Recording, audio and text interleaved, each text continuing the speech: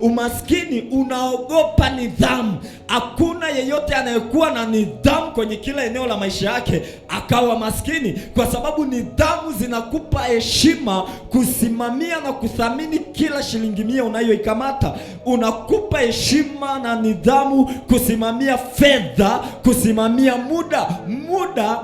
Muda ni kati ya utajiri mkubwa Mungu aliokupa. Ukichezea vibaya dakika moja uliopewa, haitarudi tena. Make sure kwamba muda wako unausimamia vizuri, unaongea vizuri, unafanya vizuri, unawaza vizuri. Kama utajiri unaanzia kichwani, maana yake hakikisha unawaza vizuri kila muda.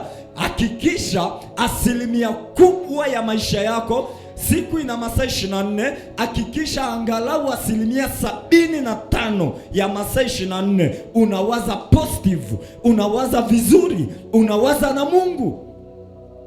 Mnanielewa? Mnanielewa? Tatizo letu, tunashindwa kufanikiwa kwa sababu ya kuwaza vibaya. Yaani mtu kila saa anawaza vibaya.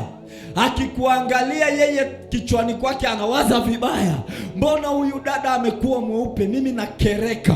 Mbona huyu amevaa gauni jeusi, mimi nakereka. Yaani anawazaga vibaya. Akiona watu wamekaa mahali wanaongea, wananisema wale, kwa nini wanaongea kimya kimya?